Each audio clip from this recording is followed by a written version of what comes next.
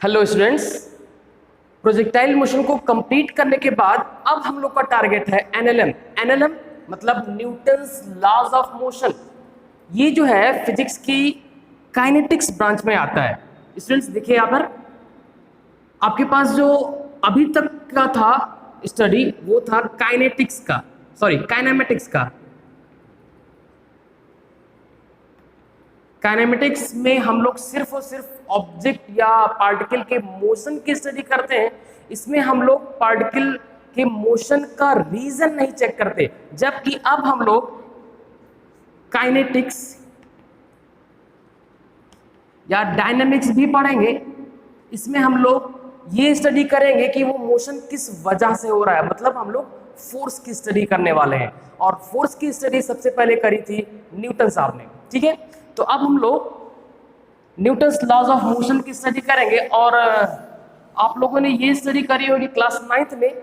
जिन students ने इसकी बहुत अच्छी से स्टडी कर रखी है क्लास 9th में, तो वीडियो को स्किप कर लेंगे कुछ टाइम तक, और नहीं किया है तो प्लीज आप इसको थॉरोली देखिए। ठीक है, फर्स्ट लॉ में न्यूटन ने इनर्शिया और फोर्स को डिफाइन किया, या यूं कहिए कि फर्स्ट लॉ में न्यूटन ने इनर्शिया को रीडिफाइन किया, क्योंकि इनर्शिया के बारे में बहुत पहले 15th सेंचुरी में लगभग गैलीलियो गैलीली ने दे रखा था।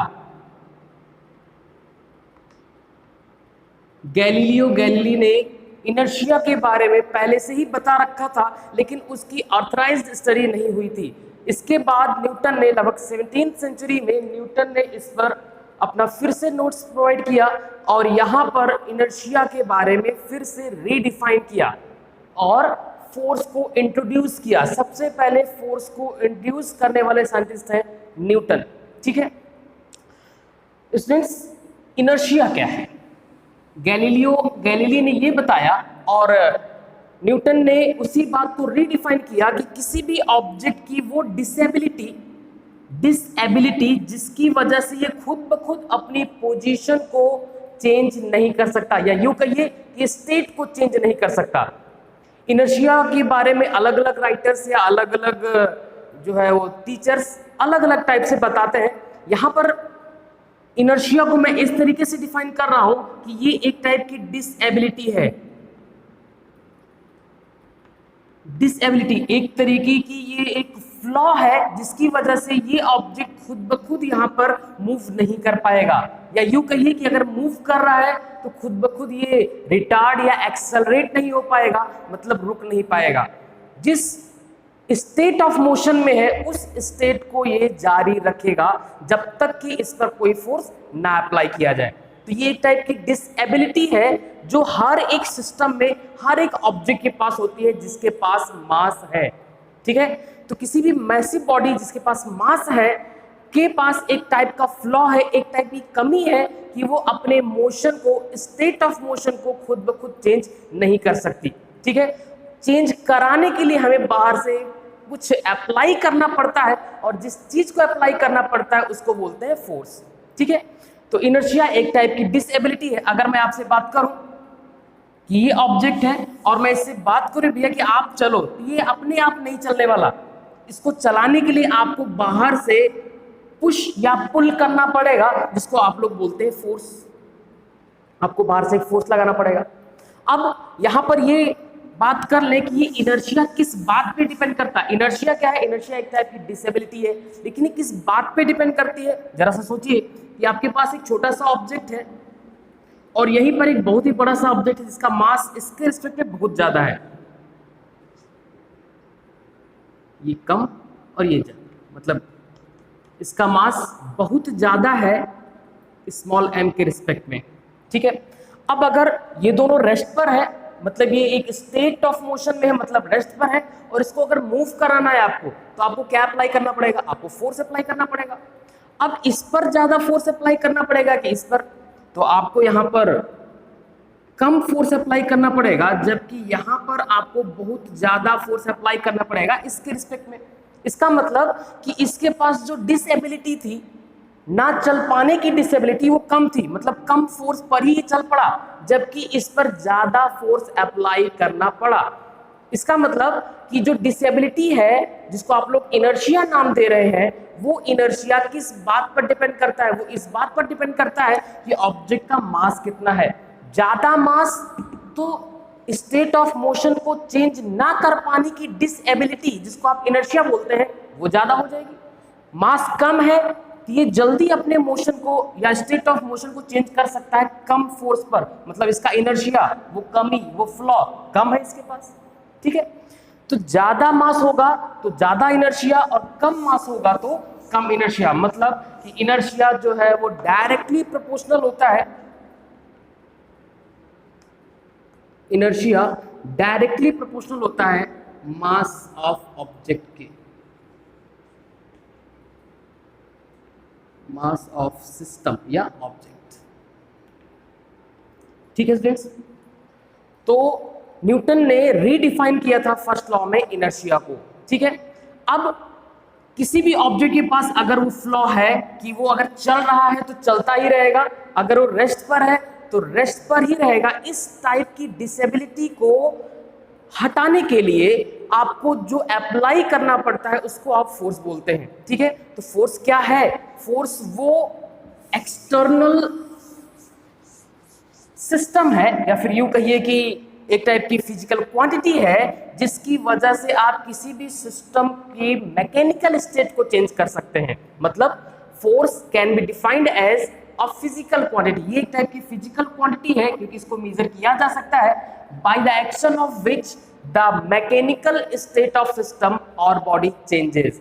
मतलब कि मैकेनिकल स्टेट ऑफ सिस्टम नहीं बोलेंगे, यहाँ पर मैकेनिकल स्टेट बोलेंगे। क्यों? क्योंकि हमें केमिकल स्टेट से यहाँ पर लेना देना नहीं है। मैकेनिकल स्टेट में बहुत ढेर सारी स्टेट आती है, जैसे state of motion, state of motion, state of rest,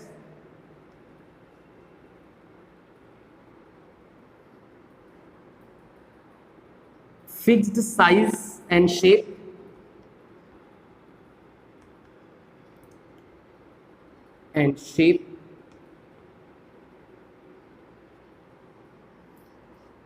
motion in fixed direction,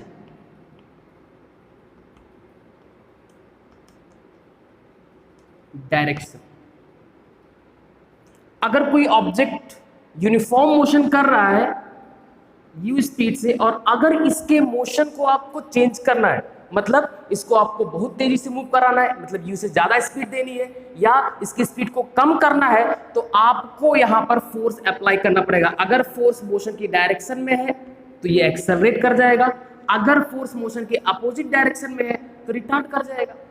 ठीक है, आपको फोर्स लगाना पड़ेगा इस स्टेट को चेंज करने के लिए। अगर कोई ऑब्जेक्ट रेस्ट पर है और इसको मूव कराना है तब भी आपको फोर्स लगाना पड़ेगा। कोई ऑब्जेक्ट किसी फिक्स शेप एंड साइज का है और हमें इसकी शेप और साइज को चेंज करना है, हमें इसको और ज्यादा छोटा करना है, तो हमें बाहर से फोर्स लगाना पड़ेगा। ठीक है, और अगर हमें किसी ऑब्जेक्ट के मोशन की डायरेक्शन चेंज करना है, अगर ऑब्जेक्ट पॉजिटिव एक्स एक्सिस में चल रहा है और हमें इसको किसी एंगल थीटा पर मूव कराना है, तब भी आपको फोर्स लगाना पड़ता है।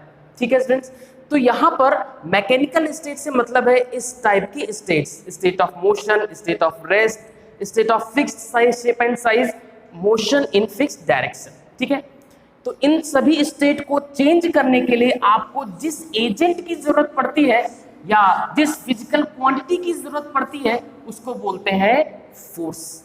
ठीक है, और फोर्स क्या काम करता है? किसी भी सिस्टम की इनर्शिया को कम करता है। ठीक है स्टूडेंट्स, चलिए अब इन स्टेट्स के बिहाफ पे हम लोग फोर्स को कई कैटेगरी में डिवाइड करते हैं। अगर ये ऑब्जेक्ट है और इस ऑब्जेक्ट पर आप इस डायरेक्शन में 5 न्यूटन का फोर्स अप्लाई कर दें, ठीक है, तो ये ऑब्जेक्ट मूव कर जाएगा, v स्पीड से मूव कर गया। ठीक है फ्रेंड्स, तो ये कैसा फोर्स है? आपने मोशन को बनाने के लिए आपने किस टाइप का फोर्स यहां पर यूज किया है? ये जो फोर्स है इसको बोलते हैं अनबैलेंस्ड फोर्स। अनबैलेंस्ड फोर्स किसी भी ऑब्जेक्ट पर अप्लाई करेंगे तो वो अगर रेस्ट पर होगा तो मूव कर जाएगा, अगर वो मूव कर रहा होगा तो वो उसमें एक्सेलरेशन आ जाएगा या रिटार्डेशन आ जाएगा। लेकिन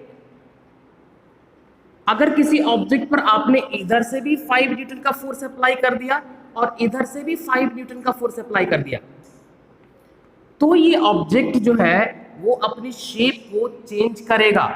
बैलेंस्ड फोर्स किसी भी सिस्टम की, किसी भी ऑब्जेक्ट की शेप और साइज को चेंज करने के लिए रिस्पॉन्सिबल होता है। मतलब ये थोड़ा सा छोटा हो जाएगा, श्रिंक कर जाएगा ये, क्योंकि बाहर से इक्वल एंड अपोजिट फोर्स काम कर रहे हैं।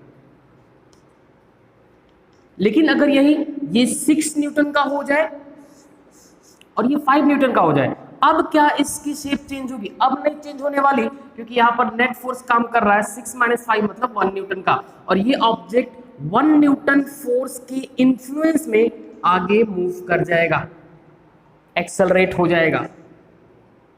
ठीक है, तो अलग अलग टाइप के स्टेट ऑफ मोशन को चेंज करने के लिए अलग अलग टाइप के फोर्स भी हैं, जिनकी 2 कैटेगरी है।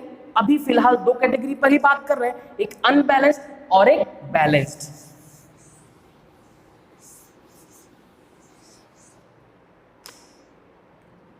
टाइप ऑफ फोर्स में अनबैलेंस्ड फोर्स, अनबैलेंस्ड फोर्स, और दूसरा है बैलेंस्ड फोर्स।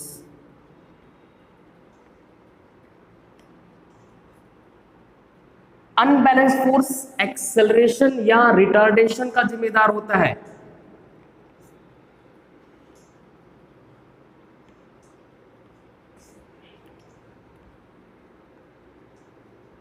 रिटार्डेशन, और जो ये बैलेंस्ड फोर्स है वो रिस्पॉन्सिबल होता है शेप और साइज को चेंज करने के लिए।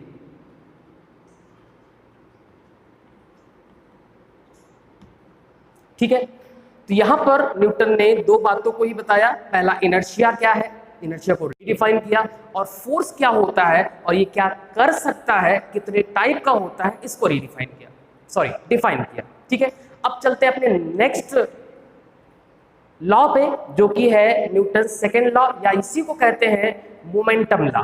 ठीक है, चलिए स्टार्ट करते हैं।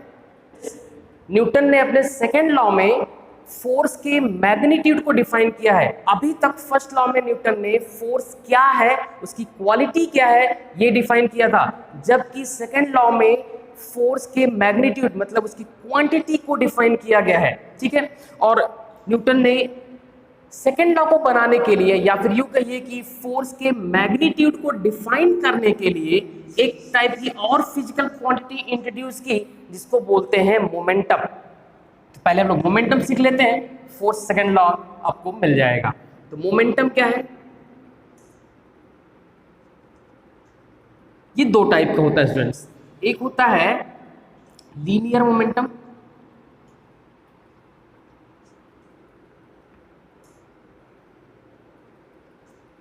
और दूसरा होता है एंगुलर मोमेंटम।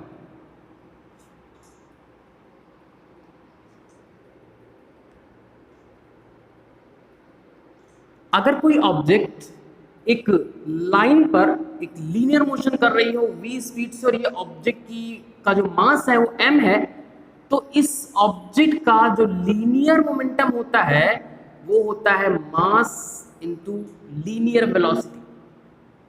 ठीक है स्टूडेंट्स, इस पे हम लोग सेपरेट लेक्चर बनेगा तो हम लोग इसको बहुत अच्छे से सीखेंगे। फिलहाल हमें सेकेंड लॉ को डिफाइन करने के लिए बहुत ही थोड़ा सा आपके लीनियर मोमेंटम और एंगुलर मोमेंटम को समझना पड़ेगा, और इसका सेपरेट लेक्चर में इसको हम लोग बहुत अच्छे से इसको डील करेंगे। P = m × v, ये होता है मास, और ये उसकी करस्पॉन्डिंग वेलोसिटी का जो प्रोडक्ट होता है उसको बोलते हैं लीनियर मोमेंटम। एंगुलर मोमेंटम क्या स्टूडेंट्स? अगर कोई ऑब्जेक्ट है और वो ऑब्जेक्ट किसी फिक्स्ड एक्सिस के अबाउट रोटेट कर रहा है, तो इसके पास लीनियर मोशन नहीं है, इसके पास एंगुलर मोशन है और एंगुलर वेलोसिटी है।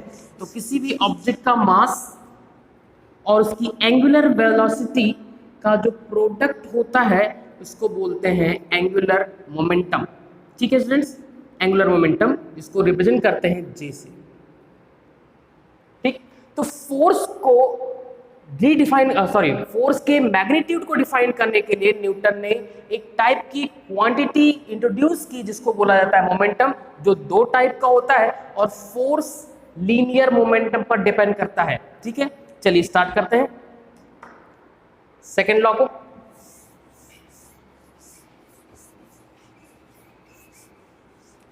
सेकेंड लॉ का स्टेटमेंट है the rate of change of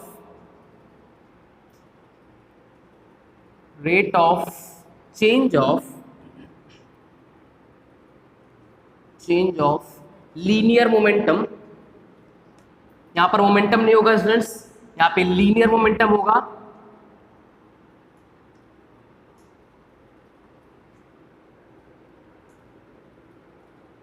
with respect to time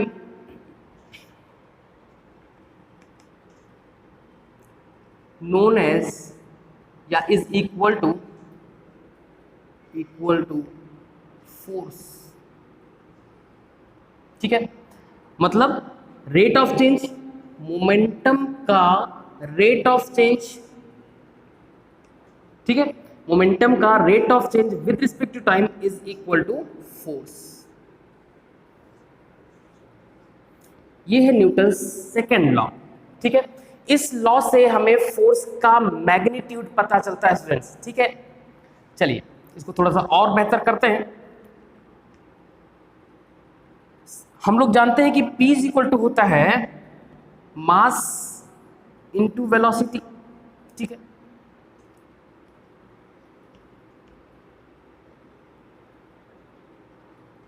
if mass is constant, याद रखिएगा स्टूडेंट्स, ये हमेशा नहीं होगा।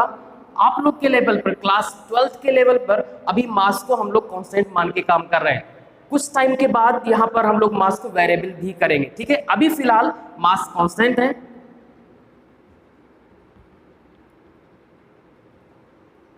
तो आप यहां पर इस डिफरेंशियल ऑपरेटर से बाहर ले सकते हैं मास को, और F इज इक्वल टू हो जाएगा mass times D D T of V।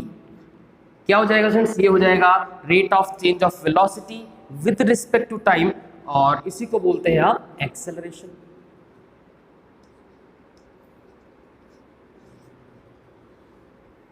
ठीक है स्टूडेंट्स, तो ये है सेकेंड लॉ।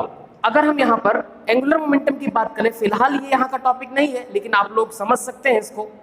एंगुलर मोमेंटम की बात करो तो एंगुलर मोमेंटम का rate of change with respect to time होता है टॉर्क। ठीक है,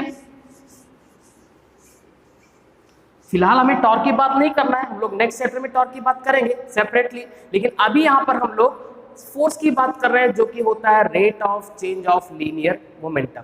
ठीक है, अब है आपका थर्ड लॉ जिसको बोलते हैं एक्शन रिएक्शन लॉ। ये थर्ड लॉ ये बताता है कि अगर आप किसी भी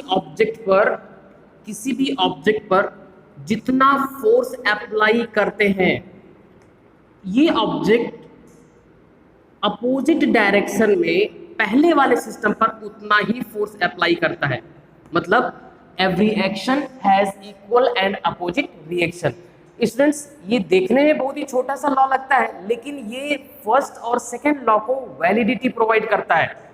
स्टूडेंट्स, अगर आप सोचें कि आपने कोई वर्क किया और उसका रिएक्शन ना मिला, आपने कोई काम किया और उसका रिएक्शन मिला ही नहीं, तो आपको ये फील ही नहीं होगा कि आपने एक्शन किया भी है। मतलब कि जो थर्ड लॉ है ये हमें फील कराता है फोर्स को।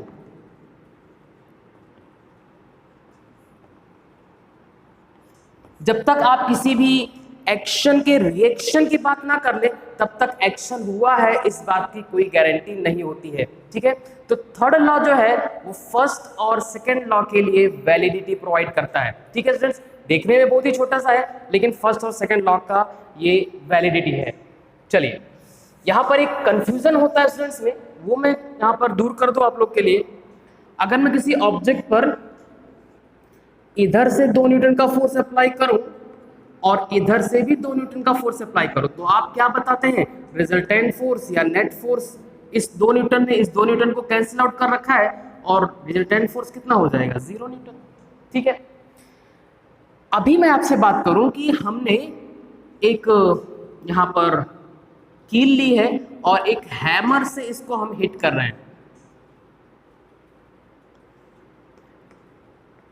ठीक है, यहां पर हैमर से हमने हिट किया और इस हैमर से हमने इस पर फोर्स लगाया F का। सेम टाइम ये जो कील है वो इस हैमर पर उतना ही फोर्स अपोजिट डायरेक्शन में अप्लाई करेगी जैसा कि न्यूटन थर्ड लॉ है। ठीक है, तो यहां पर ये फोर्स इक्वल एंड अपोजिट होने की वजह से एक दूसरे से कैंसिल हो जाने चाहिए, जबकि नहीं होते हैं। इसमें अगर ये हो जाते कैंसिल तो ये कील अंदर में क्यों घुसती, अंदर क्यों जाती? ठीक है, तो यहां पे कैंसिलेशन नहीं हो रहा है जबकि इक्वल एंड अपोजिट है, जबकि यहां पर कैंसिलेशन हो रहा है इक्वल एंड अपोजिट होने की वजह से। तो देखिए फ्रेंड्स, यहां पर एक मिसकंसेप्शन दिमाग में होता है, वो आप लोग निकाल दीजिए। यहां पर दो इक्वल एंड अपोजिट फोर्स एक ही ऑब्जेक्ट पर काम कर रहे हैं, जबकि यहां पर इसका एक्शन काम कर रहा है इस कील पर और इस कील का रिएक्शन काम कर रहा है इस हैमर पर।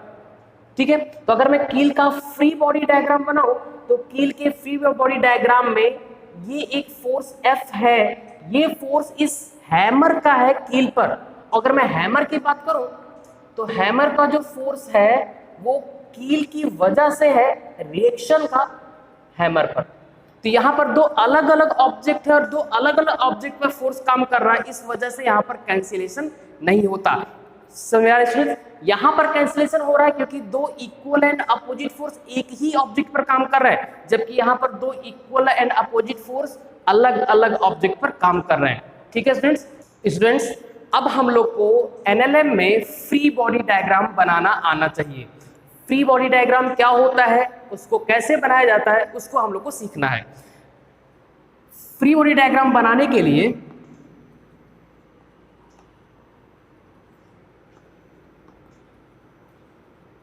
कुछ एलिमेंट्री फोर्स की जरूरत पड़ती है, जिसमें पहला फोर्स होता है नॉर्मल रिएक्शन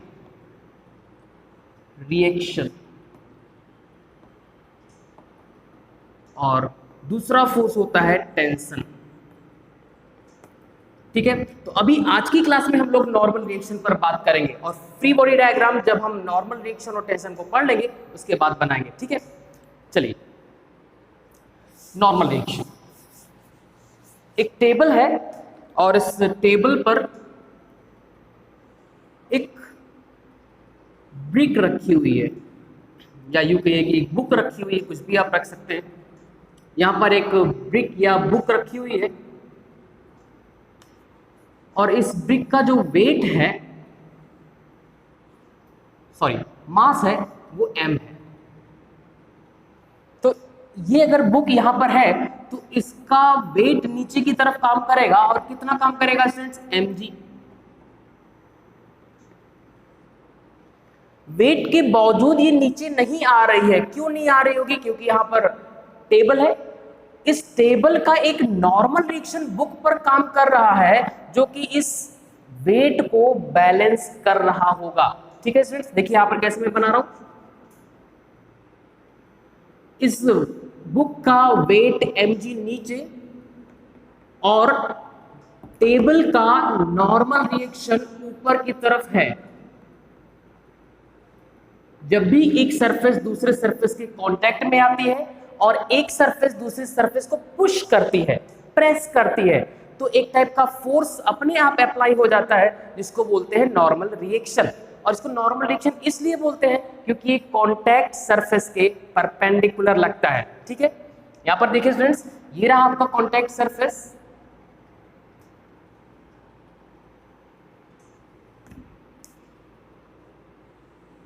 ये है कांटेक्ट सरफेस और उस कांटेक्ट सरफेस के परपेंडिकुलर यहां पर ये नॉर्मल रिएक्शन काम कर रहा है। ठीक है, अब मैं अगर इन दोनों का या फिर इस बुक का मैं फ्री बॉडी डायग्राम बनाऊं, फ्री बॉडी डायग्राम मतलब कि सिर्फ वो सिस्टम दिखाया जाता है जिसकी हमें बात करनी है। हमें सिर्फ बुक की बात करनी है तो बुक को अलग कर लीजिए और इस पर लगने वाले हर एक फोर्स को दिखाना पड़ता है, इसको बोलते हैं फ्री बॉडी डायग्राम। इसका वेट नीचे की तरफ काम कर रहा है, कितना, mg, और ये जो वेट mg है वो फाइनली मिला किसको है, इस टेबल को मिला है। इस बुक पर ऊपर की तरफ कितना फोर्स काम कर रहा है, n, जो कि इस टेबल का नॉर्मल रिएक्शन है।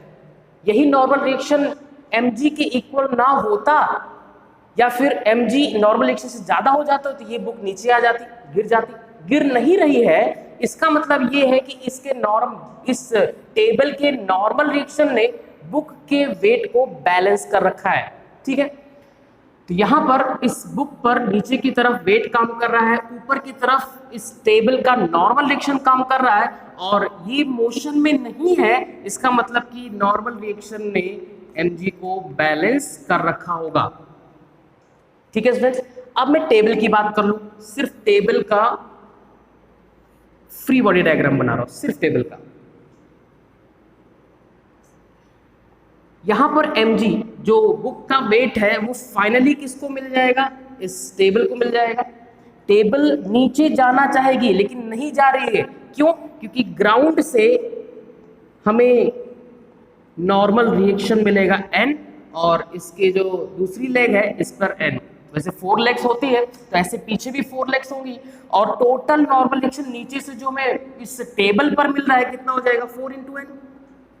वो 4 × n किसको बैलेंस कर लेगा, इस वेट को, और ये टेबल नीचे नहीं जाएगी। ठीक है स्टूडेंट्स, तो नॉर्मल रिएक्शन एक ऐसा फोर्स होता है जो कुछ कंडीशंस में ही अप्लाई होता है। पहली बार, दो सरफेस कांटेक्ट में हो और एक सरफेस दूसरी सरफेस को प्रेस करे, तो कांटेक्ट सरफेस के बीच में एक फोर्स अप्लाई होता है जिसको बोलते हैं नॉर्मल रिएक्शन, और वो उस सरफेस के परपेंडिकुलर होता है जिस सरफेस पे आप बात कर रहे हैं। ठीक है स्टूडेंट्स, इसके कुछ और क्वेश्चंस को देखते हैं।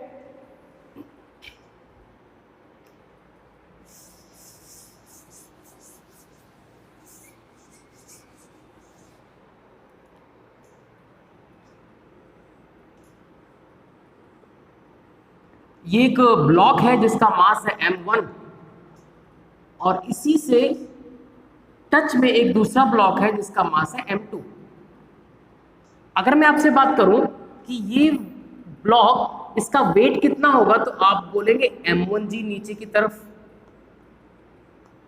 क्या ये ब्लॉक नीचे जा रहा है, नहीं जा रहा है, इसका मतलब कि ग्राउंड से एक नॉर्मल रिएक्शन मिला होगा इसको, ग्राउंड से एक नॉर्मल रिएक्शन मिला होगा। अब नॉर्मल रिएक्शन की डायरेक्शन कैसे आप लोग डिसाइड करते हैं, कांटेक्ट सरफेस पर परपेंडिकुलर। तो ये रही आपकी कांटेक्ट सरफेस, इसके परपेंडिकुलर अपवर्ड डायरेक्शन में ग्राउंड का नॉर्मल रिएक्शन मिल रहा है n1, n1। ठीक है स्टूडेंट्स, और ये मोशन में नहीं है, वर्टिकल डायरेक्शन में मोशन नहीं हो रहा है, इसका मतलब कि इस m1g को इस n1 ने, ग्राउंड से मिले हुए नॉर्मल रिएक्शन ने बैलेंस कर रखा होगा, मतलब n1 = m1g। ठीक है, अगर मैं इसकी बात करूं तो इसका वेट कितना हो जाएगा, इसका वेट हो जाएगा m2g।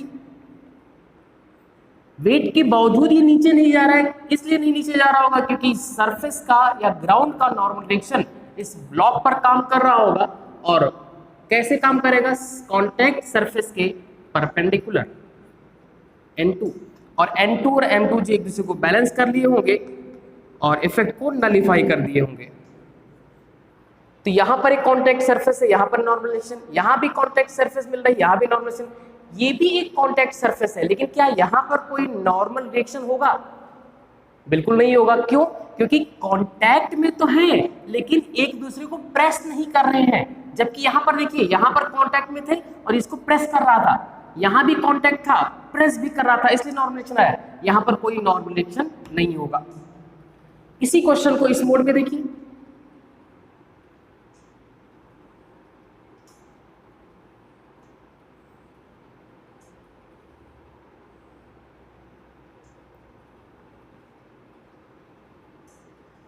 m1, इसका मास m2, यहां पर मैंने एक फोर्स लगा दिया है F का, जिसकी वजह से ये पूरा का पूरा सिस्टम a एक्सेलरेशन से आगे की तरफ मूव कर रहा है। ठीक है, यहां पर हमें पहले वाले ब्लॉक का फ्री बॉडी डायग्राम बनाना है, दूसरे ब्लॉक का फ्री बॉडी डायग्राम बनाना है। तो देखिए कैसे बना रहे हैं। यहां पर इस ब्लॉक पर इसका वेट काम करेगा नीचे m1g, ये रही कांटेक्ट सरफेस, ये इसको प्रेस भी कर रहा है ऊपर की तरफ, नॉर्मल रिएक्शन n1, इसका वेट नीचे की तरफ काम कर रहा है m2g, नॉर्मल रिएक्शन n2, और ये, ठीक है। फिलहाल ये जो मास इनटू ग्रेविटेशनल एक्सेलरेशन मतलब वेट इसके सेंटर ऑफ मास पे काम करेगा, मैं यहाँ पर सेंटर ऑफ मास की बात नहीं कर रहा हूँ, आपको इक्वेशंस यहाँ पर सही मिलने वाली है, ठीक है। हम लोग आगे चल के किसी सेपरेट चैप्टर में सेंटर ऑफ मास की बात करेंगे और ये बात करेंगे कि जितने भी फोर्सेस किसी बॉडी पर अप्लाई किए जाते हैं वो सब के सब ट्रांसमिट हो जाते हैं सेंटर ऑफ मास पर, ठीक है। अभी हम वहाँ की बात नहीं कर रहे हैं। यहाँ पर देखिए फ्रेंड्स, अगर मैं इस वाली बीच की सरफेस जो कि कांटेक्ट में है की बात करूं तो ये फोर्स से ये वाला जो ब्लॉक है वो इसको प्रेस करेगा, मतलब इसको चलने के लिए मजबूर करेगा, ये इसको प्रेस कर रहा है, ठीक है। तो नॉर्मल रिएक्शन की दो ही शर्तें, कांटेक्ट में होना चाहिए और एक सरफेस दूसरे सरफेस को प्रेस करे। तो यहां पर एक नॉर्मल रिएक्शन आएगा और नॉर्मल रिएक्शन ये जितने फोर्स से इसको प्रेस करेगा उतने ही फोर्स से ये इसको भी प्रेस करेगा, ठीक है स्टूडेंट्स। अब मैं इस पहले वाले ब्लॉक का फ्री बॉडी डायग्राम बनाने जा रहा हूं, देखिए ध्यान से देखिएगा स्टूडेंट्स।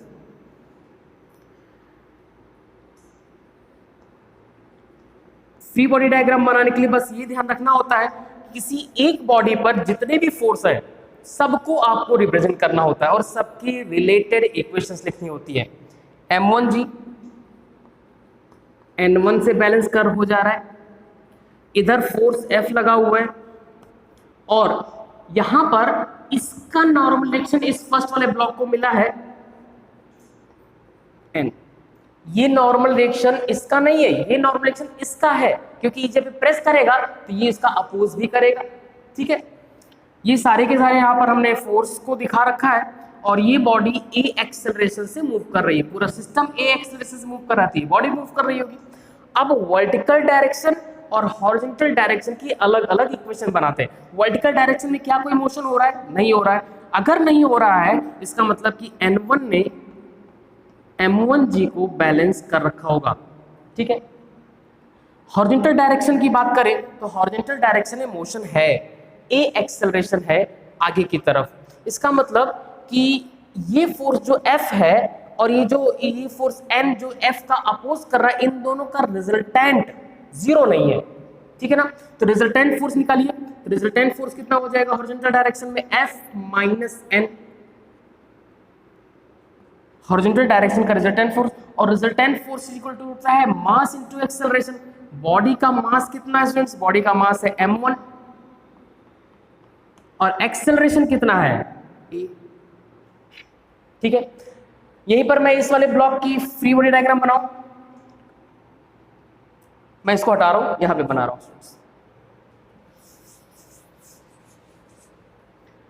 सेकेंड ब्लॉक का फ्री बॉडी डायग्राम,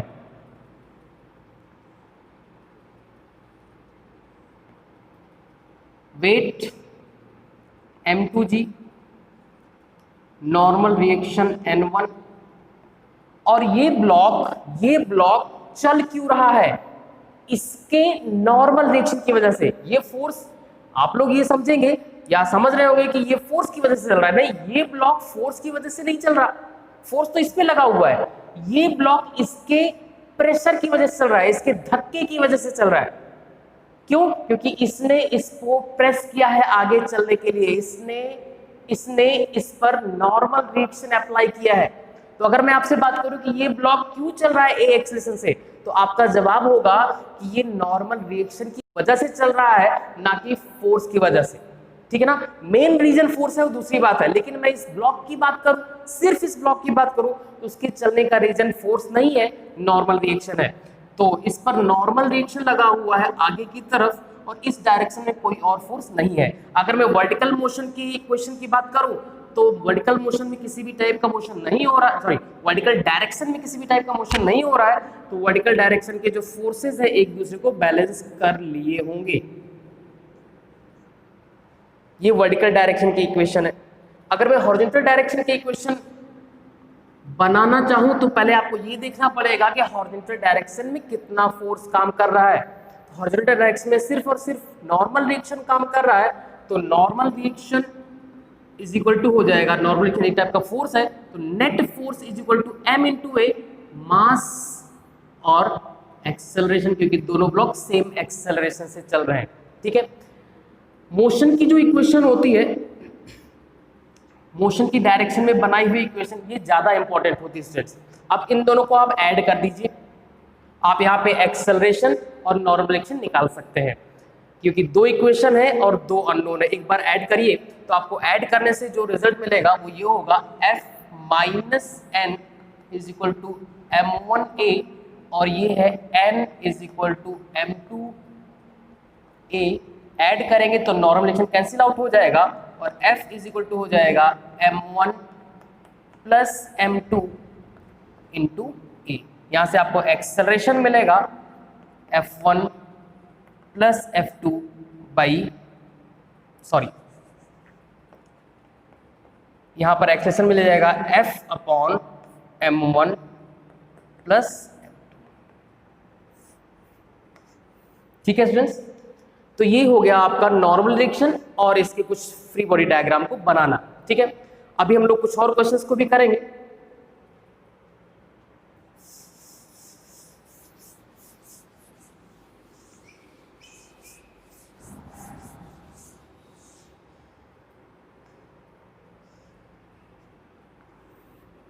ये एक प्लैंक है या फिर यूं कहे कि इंक्लाइन प्लेन, और इस इंक्लाइन प्लेन पर दो ऑब्जेक्ट्स रखे हुए हैं, दो प्लैंक रखे हुए हैं। एक का मास है m2 और दूसरे का मास है m1, ठीक है। ये थीटा एंगल पर है। यहां पर एक कंडीशन डाल दे रहे हैं हम कि m2 जो है वो ज्यादा है m1 से, ठीक। अब जैसा गौर करिए स्टूडेंट्स, इसका वेट कितना हो जाएगा, वेट हो जाएगा m1g, ठीक है, m1g। इसके दो कंपोनेंट करना है, एक मोशन के अलोंग और एक मोशन के परपेंडिकुलर। अगर ये थीटा है स्टूडेंट्स तो ज्योमेट्री से ये भी थीटा होगा, ठीक है। ये अगर थीटा हो गया तो m1g का इधर वाला कंपोनेंट कितना होगा स्टूडेंट्स, ये हो जाएगा m1g cos थीटा, और इधर का कंपोनेंट हो जाएगा m1g sin theta. Same time इसका भी वेट नीचे की तरफ काम कर रहा होगा, कितना, m2g। इसके भी दो कंपोनेंट करिए, ये थीटा होगा, ये कितना हो जाएगा, ये हो जाएगा m2g cos थीटा, और इधर का कंपोनेंट हो जाएगा, यहाँ पर थोड़ी सी जगह कम पड़ रही है, ये हो जाएगा आपका, ये हो जाएगा m2g sin थीटा, ठीक है। अब जरा गौर करें स्टूडेंट, तो m2g sin थीटा ज्यादा होगा m1g sin थीटा से, क्यों, क्योंकि आपने m2 को थोड़ा सा बड़ा मान रखा है, ठीक है।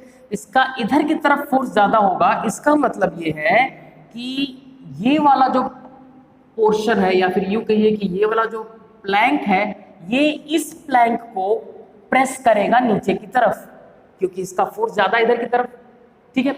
अगर ऐसा है तो इन दोनों के बीच में नॉर्मल डायरेक्शन भी काम करेगा, ठीक। तो यहां पर जरा गौर करें, तो इस प्लैंक का अगर हम फ्री बॉडी डायग्राम बनाए तो यहां पर कई टाइप के फोर्स आपको नजर आएंगे। ये इधर की तरफ पहले वाले प्लैंक का इधर की तरफ फोर्स है m1g sin थीटा, इधर की तरफ फोर्स है m1g cos थीटा। यहां पर मैंने m1g के दो कंपोनेंट कर रखे।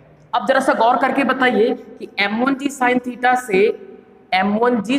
से इस प्लैंक ने इस इंक्लाइन प्लेन को प्रेस किया है, क्या इधर मोशन हो रहा है, नहीं हो रहा। अगर नहीं हो रहा है इसका मतलब कि इस प्लैंक ने, सॉरी, इस इंक्लाइन प्लेन ने इस प्लैंक पर इस डायरेक्शन में एक नॉर्मल डायरेक्शन प्रोवाइड किया होगा, क्यों, क्योंकि सरफेस पर परपेंडिकुलर होता है नॉर्मल डायरेक्शन।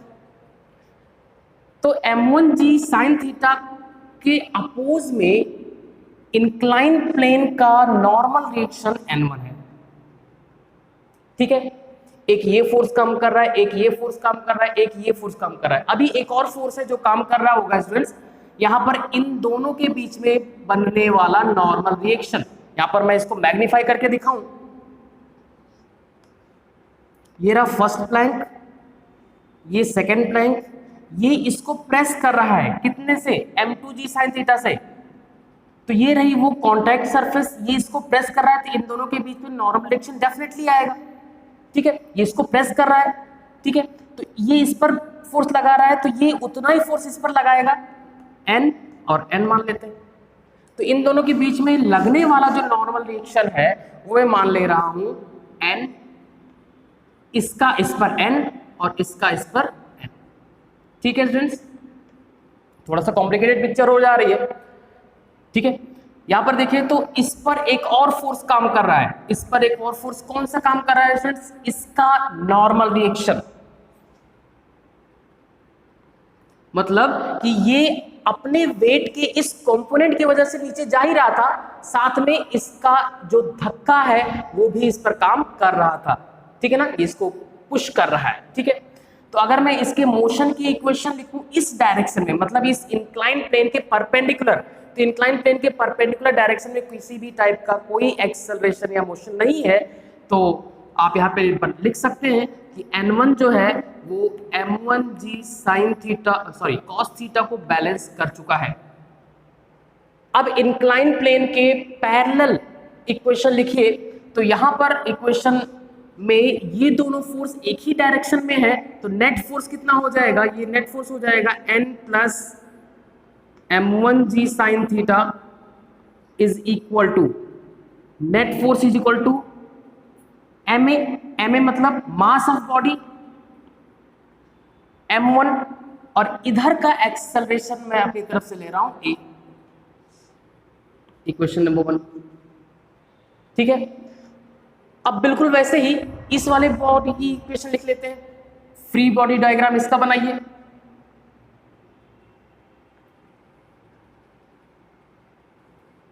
इसका वेट का एक component M2G sine theta, wait का एक कंपोनेंट M2G कॉस थीटा है, और प्लैंक